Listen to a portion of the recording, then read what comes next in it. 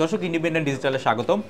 আপনারা জানেন ভারতে বিধানসভা নির্বাচন চলছে, এর মধ্যে জম্মু কাশ্মীর ও হরিয়ানার ফল চলে এসেছে প্রায়। এইসব নিয়ে আমরা কথা বলবো। আমি সঙ্গে আছি সুপ্রিয় শিকদার, আমার সঙ্গে যুক্ত আছেন ইন্ডিপেন্ডেন্ট ডিজিটালের নির্বাহী সম্পাদক সেলিম খান। সেলিম খান, জম্মু কাশ্মীর হরিয়ানার ফল শেষমেশ কি দেখছেন? জম্মু কাশ্মীর হচ্ছে কেন্দ্রশাসিত অঞ্চল আর হরিয়ানা হচ্ছে আপনার রাজ্য। তবে একটি কেন্দ্রশাসিত অঞ্চল, একটি রাজ্য, দুটো ক্যাটাগরি আলাদা।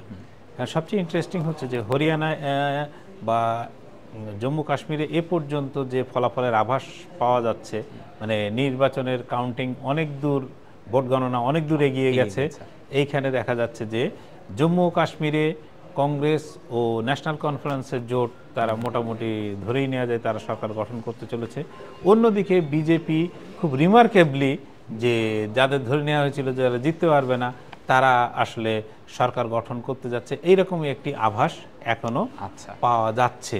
তবে বলে রাখা ভালো যে মার্জিনটা এতটাই ন্যারো, এতটাই কম যে হরিয়ানা বিধানসভায় সংখ্যাগরিষ্ঠতার যে সরকার গড়ার জন্য লাগে 46টি আসন, সেখানে বিজেপি এখনো পর্যন্ত 48টি আসনে এগিয়ে আছে।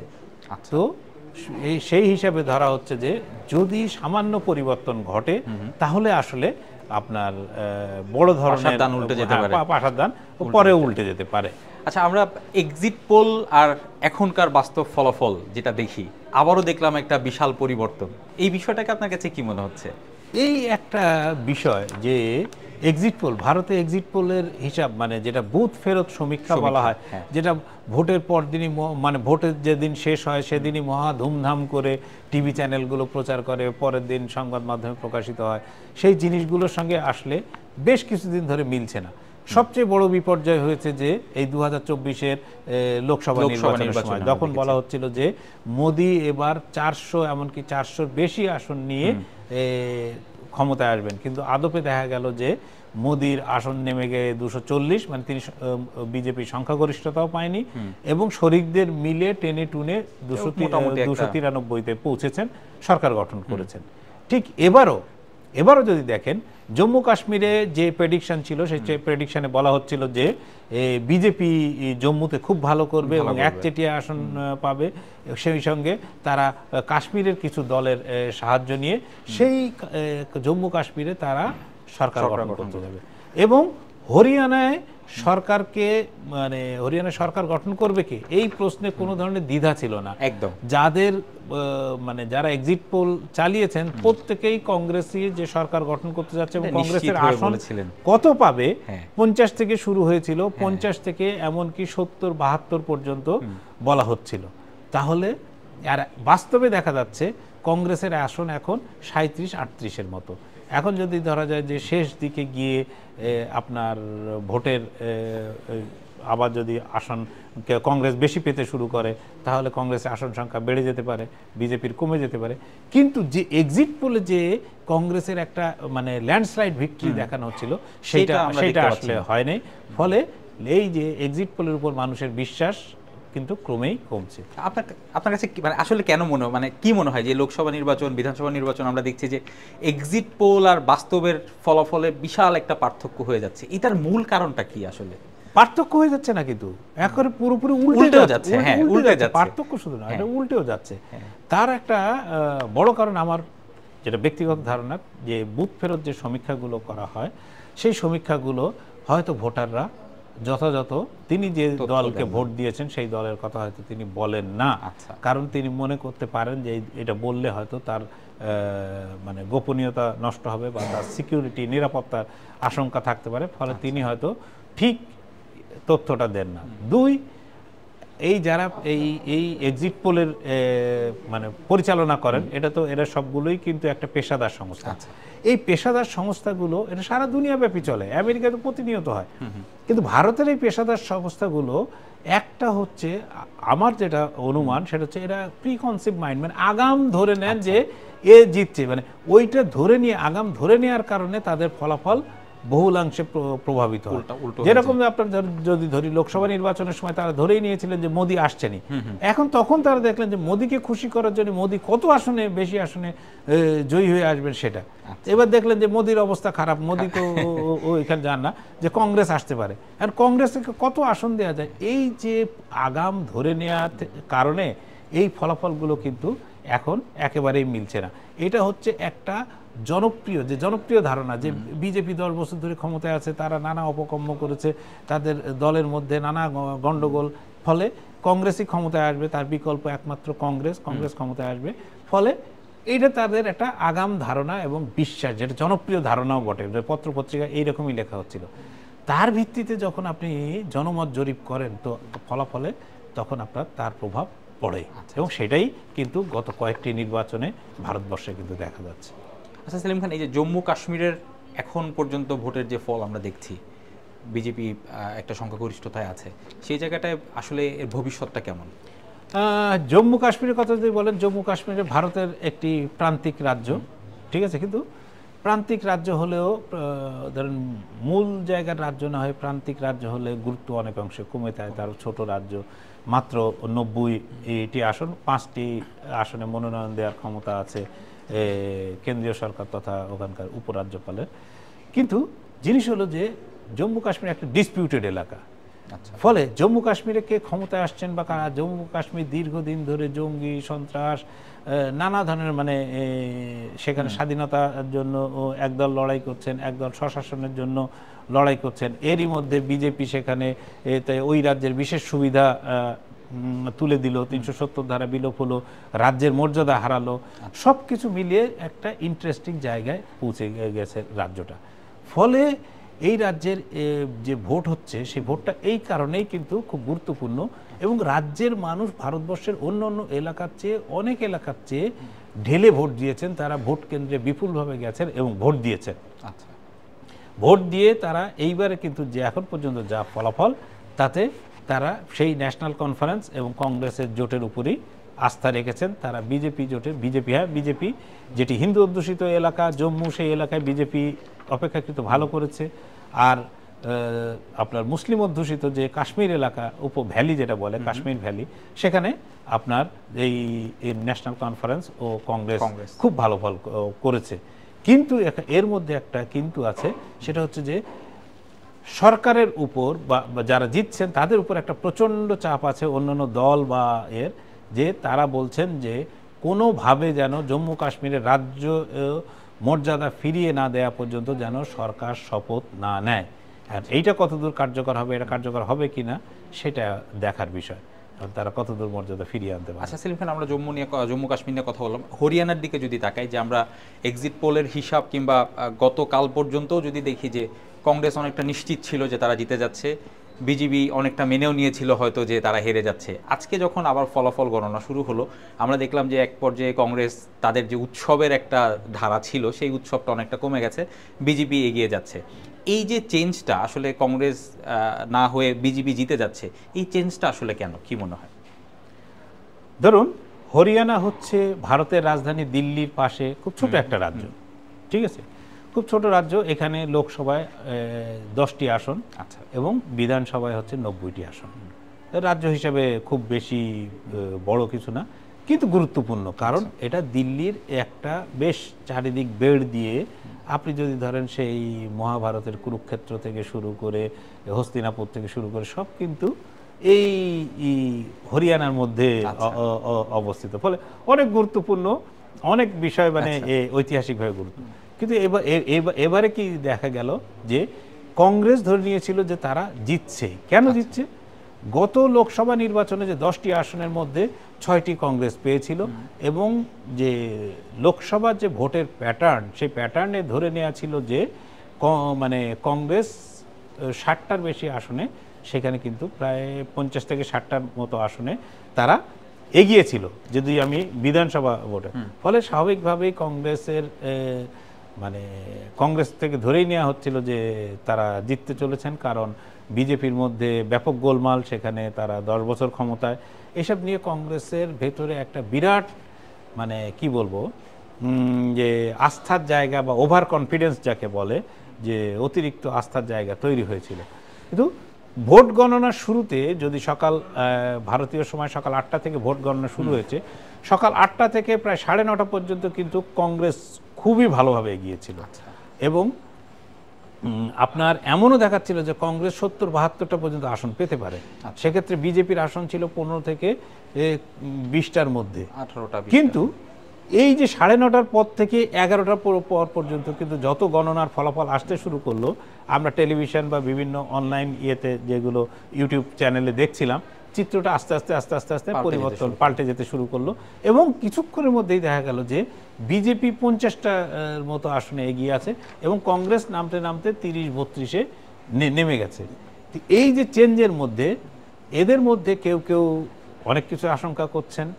একদল বলছেন যে আপনি যে ইভিএমে ভোট দেন, ইভিএমে ভোট দিলে একটা জিনিস আছে ভিভিপ্যাট মানে আপনি ভোট দেওয়ার পরে একটা বাটনে চাপ দেন, আপনি যে সিম্বলে ভোট দিয়েছেন ওই সিম্বলের ওই কাগজটি গিয়ে একটা পাত্রে জমা হয়। আচ্ছা, এটি হচ্ছে এখন একটা দাবি উঠেছে যে কংগ্রেসের উচিত সুপ্রিম কোর্টে আবেদন করা যে সমস্ত ভিভিপ্যাটের মাধ্যমে যে ভোটের যে কাউন্টিংয়ের যে সেটা আবার গুনতে হবে, কারণ এখানে সন্দেহ থেকে যাচ্ছে। কিন্তু এই ভোটের পেছনে আরও অনেকগুলো কারণ আছে বলে যারা বিশ্লেষক বা যারা হরিয়ানা নির্বাচন নিয়ে দীর্ঘদিন ধরে নজর রাখছিলেন তারা বলছেন, সেটি হচ্ছে কংগ্রেসের অতিরিক্ত আত্মবিশ্বাস। আচ্ছা, এই যে কংগ্রেস যখন অতিরিক্ত আত্মবিশ্বাসী হয়ে ওঠে, সে তখন আর অন্যদের পাত্তা দেয় না, সে একলা চলার একটা নীতি গ্রহণ করে। এই যে একলা চলার নীতি গ্রহণ করার কারণে সে মায়াবতী বা চন্দ্রশেখর আজাদ এদেরকে নেয়নি। এদের না নেয়ার কারণে ওইখানে যে একটা দলিত ভোট আছে, বিজেপি তাদেরকে আলাদা করে দাঁড় করিয়েছে এবং তাদেরকে ওই ভোট কাটতে, যে ভোটটা কংগ্রেসের ঝুলিতে আসার কথা ছিল সেই ভোটটা কিন্তু না বিজেপিতে পড়েনি, কিন্তু কংগ্রেস পায়নি। আচ্ছা, ঠিক একইভাবে আইএনএলডি বলে যে দেবিলাল প্রতিষ্ঠিত মানে পার্টি, তার ছেলে নেই, তার ছেলের ছেলে যিনি দুষ্মন্ত চৌতালার যে দল, সেই দলও কিন্তু আলাদাভাবে করে জাট মানে হচ্ছে কৃষক, এই কৃষকদের ভোট একটা বড় অংশ কিন্তু কংগ্রেস যেটা পাবে বলে ধরে নিয়েছিল, কারণ বিজেপির উপর ব্যাপকভাবে ক্ষুব্ধ ছিল কৃষকরা। কিন্তু সেই জাট ভোটের একটা অংশ হয়তো আপনার কেটে নিয়ে চলে গেছে। ঠিক আছে, আপনার আইএনএলডি, ফলে কংগ্রেসের ভোট প্রতিটা ধাপে কিন্তু কংগ্রেসের ভোট কমেছে। কংগ্রেসের ভোট কমার কারণে কিন্তু আজকে কংগ্রেস যে জায়গায় থাকার কথা ছিল সেই জায়গায় থাকতে পারেনি। তারপরে দেখেন যে ইলেকশনের সময় মানে লোকসভা নির্বাচনের সময় ইন্ডিয়া জোট করা হলো, সেই ইন্ডিয়া জোটে তাদের একটা বড় পার্টনার ছিল আম আদমি পার্টি। এই আম আদমি পার্টি যখন আম আদমি পার্টির যিনি মুখ্য অরবিন্দ কেজরিওয়াল কিন্তু আসলে তার বাড়ি কিন্তু হরিয়ানায়। আচ্ছা, হরিয়ানার আম আদমি পার্টির প্রার্থীরা কিন্তু হরিয়ানায় বিজেপি বিরোধী নির্বাচনে দাঁড়িয়ে গেল। ফলে আম আদমি পার্টিকেও কিন্তু ভোট কাটলে কিন্তু বিজেপির ভোট কাটেনি। সে যদি ভোট কেটে থাকে তাহলে ভোট কেটেছে কিন্তু কংগ্রেস। ফলে যেটা হয়েছে সেটা যে তাহলে দেখুন কংগ্রেস যারা ভোট কাটলো সবাই কিন্তু কংগ্রেসের, ফলে ক্ষতিগ্রস্ত হলো কিন্তু আলটিমেটলি কংগ্রেস। তাহলে কি করা উচিত ছিল, যেটা রাহুল গান্ধী করেননি বা রাহুল গান্ধীরা কংগ্রেসের নেতৃত্ব করেননি, সেটি হচ্ছে ওই ছোট ছোট দলগুলোকে তাদের একটি আসন দিয়ে তাদেরকে সবাইকে একটা বৃহত্তর মানে মোর্চা বা জোট যাই বলি না কেন তা সেখানে আনার দরকার ছিল বা আনা উচিত ছিল। সেই কাজটি যেটা ওনারা ইন্ডিয়া জোট দিয়ে করতে চেয়েছিলেন লোকসভায়, যে সাফল্য কিন্তু তারা উত্তরপ্রদেশে পেয়েছিলেন, সেই কাজটি তারা এখানে করলেন না। এবং এখানে না করার হাতে নাতে ফল কিন্তু কিছুটা হলেও বুঝতে পারছেন। তারপরেও এখনো পরিষ্কার না যে পুরোপুরি পরিষ্কার না যে হরিয়ানায় মানে বিজেপি সরকার করতে যাচ্ছে। তবে যদি বড় ধরনের কোনো পরিবর্তন না হয়, ভোটের যে ট্রেন্ড এখনো পর্যন্ত আছে সেই ট্রেন্ড যদি অব্যাহত থাকে, তাহলে বিজেপি তার স্লিম মেজরিটি যদি থাকে তাহলে স্লিম মেজরিটি থাকবে। এর আগের বার 2019-এর কথা ধরি, 2019-এ মোদির মানে প্রচণ্ড জনপ্রিয়তার মধ্যেও কিন্তু বিজেপি 40টা না 41টা আসন পেয়েছিল। এবার দেখেন সে এখন পর্যন্ত 48টা আসনে এগিয়ে, কখনো 48, কখনো 50।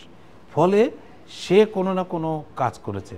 বলা হচ্ছে যে বিজেপির পক্ষে আপনার আরএসএস বা রাষ্ট্রীয় স্বয়ংসেবক সংঘ 12,000 উঠান বৈঠক করেছে, অথচ কংগ্রেস এই বিষয়গুলো কংগ্রেসটা বড় ব্যানার যে রাহুল গান্ধী গেলে কত লোক আসছে, অমুক আসছে তমুক আসছে। 2 নম্বর হচ্ছে যে আরও একটি বিষয় এখানে বলা দরকার, সে হলো কংগ্রেসের ভোটের ফলাফল আসার আগেই তারা ধরে নিয়েছেন তারা জিতছেন, এবং কে মুখ্যমন্ত্রী হবে এটা নিয়ে মারামারি ছিল, যে হুড্ডা মুখ্যমন্ত্রী হবেন না কুমারী শৈলজা মুখ্যমন্ত্রী হবেন, এটা নিয়েই একটা, এগুলো তো মানুষ ভালোভাবে আসলে নেয় না বা নেয়ও নি। আচ্ছা সেলিম খান, এই যে নির্বাচনের ফল এখন পর্যন্ত যা আসলো, আপনার কাছে আসলে কি মনে হয় যে এটি নরেন্দ্র মোদী কিংবা রাহুল গান্ধী এদের উপর সরাসরি কতটা প্রভাব ফেলবে, পাশাপাশি ভারতের রাজনীতিতে মোটা দাগে এটা কি প্রভাব ফেলবে, কি মনে হয়? প্রথম যদি বলি, নরেন্দ্র মোদী এইবারই প্রথম 2014 সালে ক্ষমতায় আসার পর এইবারই প্রথম নরেন্দ্র মোদী একটি রাজ্যের বিধানসভা নির্বাচন থেকে নিজেকে সরিয়ে রেখেছিলেন। সেই সরিয়ে রাখার কারণে নরেন্দ্র মোদী মাত্র দিল্লির পাশে হওয়া সত্ত্বেও 4টের বেশি মানে জনসভা করেননি। হ্যাঁ, ছোট রাজ্য ঠিক আছে, কিন্তু দিল্লির তো পাশে, তিনি করেননি। তিনি ফেস হননি। আগের নির্বাচনগুলোতে বলা হতো যে প্রতিটি আসনের প্রার্থী হচ্ছে মোদী নিজেই, আপনি মোদীর, সবাই মোদীর মুখোশ পরে নির্বাচন। এবার সেসব কিছুই ছিল না। ফলে এবার যদি বিজেপি ভালো করে থাকে, বিজেপি যদি এবার তৃতীয়বারের মতো রাজ্য দখল করতে হয়, তাহলে এক্ষেত্রে মোদীর ক্রেডিট খুব বেশি নেই, যতটা হয়তো দল হিসেবে বিজেপি বা আরএসএস বা অন্যদের ক্রেডিট থাকতে পারে। কিন্তু বিজেপি, নরেন্দ্র মোদীর as a person, Narendra Modi সেই যেগুলো অন্য রাজ্যে যে দাবিগুলো উনি করতে পারতেন সেটা এইখানে তিনি করতে পারবেন না। আচ্ছা, দ্বিতীয় কথা হচ্ছে যে রাহুল গান্ধীর জন্য আগেই বললাম যে তার জন্য শিক্ষা, যে সবাইকে চলতে পারা, একসঙ্গে নিয়ে চলতে পারার যে শিক্ষা। কারণ ওনাকে বুঝতে হবে উনি নরেন্দ্র মোদী, অমিত শাহর মতন এইরকম একটা জুটির বিরুদ্ধে তাকে লড়তে হচ্ছে, বিজেপির মতো এইরকম একটা রেজিমেন্টেড বা চারিদিক থেকে মানে ঘিরে থাকা একটা মেশিনারির বিরুদ্ধে তাকে নির্বাচনে লড়তে হচ্ছে। সুতরাং তিনি যদি শুধু মনে করেন তার এবং তার বোন বা তার পরিবারের বা কয়েকজন নেতার জনপ্রিয়তার উপর ভিত্তি করে তিনি পার পেয়ে যাবেন, এটা অসম্ভব একটা কথা। তাহলে এখনো বলবো যে তিনি ভুল করছেন। আচ্ছা, আর যদি বলি যে আপনি ভারতের প্রসঙ্গ যেটা বলছিলেন সেটা বলি, ভারতে আর কিছুদিন বাদে এই হচ্ছে মহারাষ্ট্রের নির্বাচন। এটা মহারাষ্ট্র একটা বিরাট বড় রাজ্য, এখানে 48টি লোকসভা আসন আছে, 244টি বিধানসভা আসন আছে, 244, হ্যাঁ মোস্ট প্রবাবলি 244 বা তো এইরকম একটি জায়গায় মানে খুবই গুরুত্বপূর্ণ, কারণ এখানে বিজেপি তার জোট নিয়ে সরকারে আছে। যদি বিজেপি সরকারের পতন হয়, কারণ লোকসভা নির্বাচনের যে ট্রেন্ড ছিল তাতে ধরে নেওয়া হচ্ছে যে বিজেপি সরকার এখানে, বিজেপির যে জোট সরকার সেটা এখানে থাকতে পারবে না। আপনার এটা হচ্ছে শিবসেনার যে নেতা, শিবসেনা এখন একাংশের নেতা আপনার উদ্ধব ঠাকরের নেতৃত্বে যে মহাবিকাশ আঘাড়ি নামে একটা বিরাট জোট করেছেন, সেই জোটের সদস্য হচ্ছে যে উদ্ধব ঠাকরের দল শিবসেনা, তারপর কংগ্রেস এবং শরদ পাওয়ারের এনসিপি, এরা ওই জোটের অংশীদার। তারা এখন মানে বিজেপিকে ওখানে ঠেকাতে পারবে কি না, রাহুল গান্ধী বা উদ্ধব ঠাকরে, শরদ পাওয়ার এরা কতটা ভালোভাবে খেলতে পারবেন, এটা কিন্তু একটা বিরাট। আবার যদি তারা বিজেপির কাছে হারেন, তাহলে কিন্তু আগামী 2029ও তাদের সামনে আস্তে আস্তে ফিকে হতে থাকবে। পাশাপাশি আপনার নির্বাচন আছে যে ঝাড়খণ্ডেও যদি বিজেপি দখল করে নেয়, যদি ঝাড়খণ্ড মুক্তি মোর্চা এবং কংগ্রেসের জোট যারা ক্ষমতায় আছে তারা যদি দখল না রাখতে পারে, তাহলে এটাও কংগ্রেস বা ইন্ডিয়া জোটের জন্য পরাজয়। ফলে এই পরাজয়গুলো যত হতে থাকবে, তত কিন্তু 2027 সালের উত্তরপ্রদেশের নির্বাচন, 2029 সালে ভারতের লোকসভা নির্বাচনে তাদের আশা আস্তে আস্তে ফিকে হতে থাকবে। এটি হচ্ছে তাদের পরিণতি। এটা থেকে হরিয়ানা নির্বাচন আমি মনে করি যে কংগ্রেস তথা ইন্ডিয়া জোটের জন্য একটা বিরাট শিক্ষা, যে একসঙ্গে চলতে পারলে তারা বিজেপির মতন এই বিরাট শক্তির কাছে, মোদী অমিত শাহ জুটির শক্তির সঙ্গে লড়তে পারবেন, না হলে তাদের লড়াইয়ের মতন কোনো যোগ্যতা বা দক্ষতা নেই। ধন্যবাদ সেলিম খান। দর্শক, আজ এ পর্যন্তই। দেশ বিদেশের যে কোনো খবর জানতে সঙ্গে থাকুন ইন্ডিপেন্ডেন্ট ডিজিটালের। ভিজিট করুন itbbd.com।